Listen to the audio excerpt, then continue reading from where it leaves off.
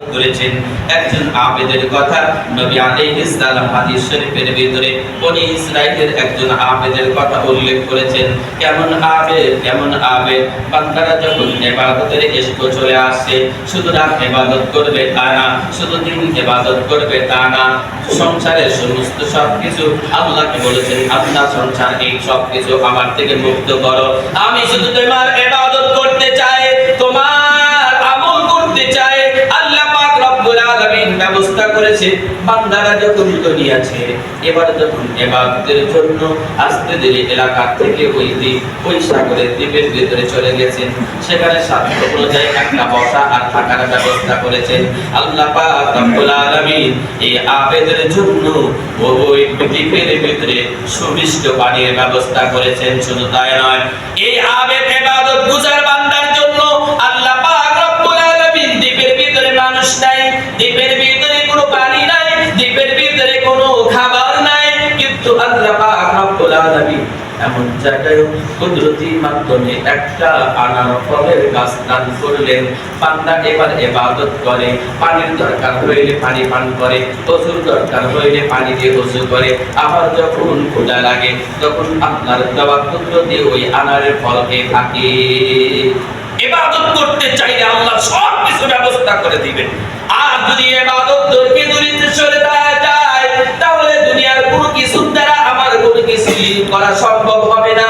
এই জন্য আমাদের আবেদ হইতে হবে, ইবাদত হইতে হবে। মুহতারাম হাজিরিন, কেমন ভাবে ইবাদত করেছেন, আল্লাহর কাছে আরজু পেশ করেছেন, ওগো আল্লাহ তোমার কাছে দুইটা ফরিয়াদ জানাই।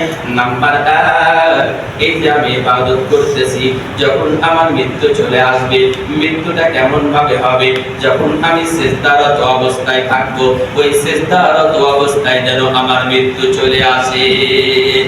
আল্লাহর কাছে দ্বিতীয় ফরিয়াদ করেছেন, ওগো আল্লাহ সিজদারত অবস্থায় মৃত্যু হয়েছে, তবে মৃত্যু পর্যন্ত থেকে নিয়ে কিয়ামত পর্যন্ত আমি কোন হালাতে থাকবো, কবরের ভিতরে যেন আমার লাশটা পোকামাকড় না খায়, কারণ আমি যেন কিয়ামত পর্যন্ত এই সিজদার হালতে থাকতে পারি। নবী আলাইহিস সালাম হাদিস শরীফের ভিতরে বলতেছেন, এই বান্দাকে আল্লাহ মৃত্যু দান করেছেন সিজদার হালতে, এই বান্দাকে আল্লাহ কিয়ামত পর্যন্ত রেখেছেন সিজদার হালতে।